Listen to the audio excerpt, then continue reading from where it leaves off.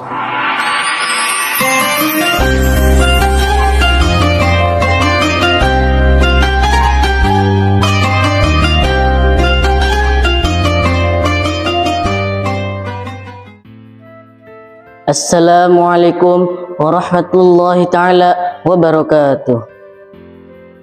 Alhamdulillahilladzi khalaqas samawati wal arda wa ja'ala adh-dhulumati wan nur.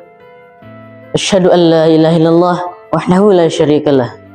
Wa asyhadu anna Muhammadan 'abduhu wa rasuluh al-mab'utsur rahmatan lil alamin. Allahumma shalli ala sayyidina Muhammad wa ala alihi wa sahbihi ajmain, amma ba'du.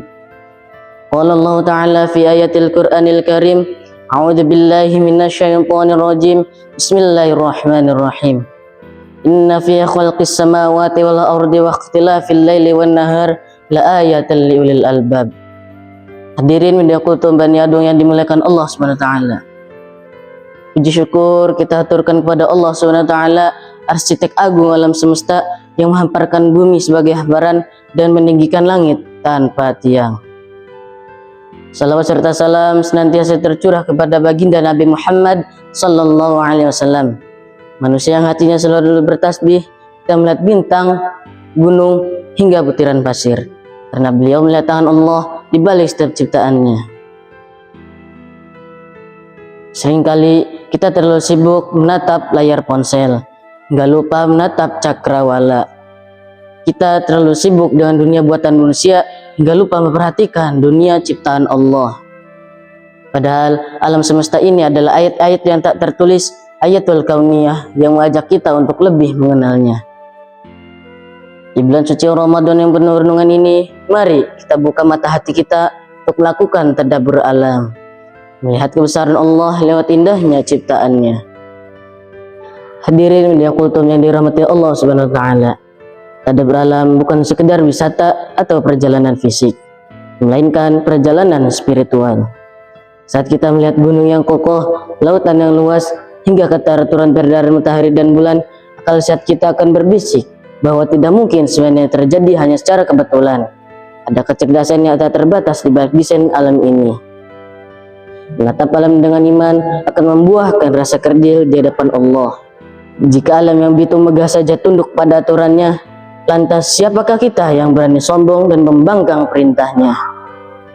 Setiap elemen di alam semesta ini bertasbih dengan caranya sendiri. Pohon-pohon yang tumbuh, hujan yang menghidupkan bumi yang mati, hingga pergantian siang dan malam, semuanya menunjukkan kepatuhan total kepada Allah. Ramadan melatih kita untuk sinkron dengan irama alam ini. Belajar sabar dari karang, belajar memberi dari matahari, dan belajar tumbuh dari benih yang sabar di dalam tanah.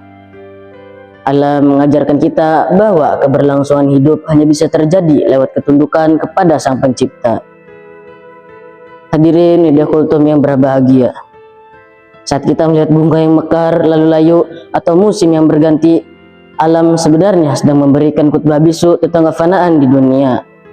Keindahan alam kita saksikan di dunia ini hanyalah setitik kecil dari keindahan surga yang dijanjikan. Tadabbur alam seharusnya membuat kita merindukan kampung halaman yang abadi. Melihat alam dengan mata iman akan membuat kita sadar bahwa kita hanyalah musafir yang sedang menumpang lewat di taman indah milik Allah ini. Mari kita perhatikan bagaimana Allah Subhanahu wa taala mengajak kita untuk berpikir melalui ciptaannya. Sesungguhnya setiap penciptaan langit dan bumi atau pergantian malam dan siang terdapat tanda-tanda kebesaran Allah bagi orang-orang yang berakal. Quran Surat Al-Imran ayat 190. Allah memuji orang-orang yang ulul albab atau orang yang berakal, yaitu mereka yang memadukan antara zikir dan pikir ketika memandang alam semesta. Rasulullah SAW juga menekankan pentingnya merenungkan ciptaan Allah agar iman kita semakin kokoh. Beliau juga bersabda dalam sebuah hadis yang diriwayatkan oleh At-Tabrani, berfikirlah kalian tentang ciptaan Allah dan janganlah kalian berfikir tentang zat Allah, karena akalmu tidak akan sampai, karena demikian itu akan membuatmu binasa. Hadirin yang kultum Bani Adung, hadis ini menuntut kita bahwa jalan termudah untuk mencintai Allah adalah dengan mengagumi karya-karyanya. Semakin dalam kita meneliti alam, akan semakin luas kekaguman kita kepada Sang Pencipta.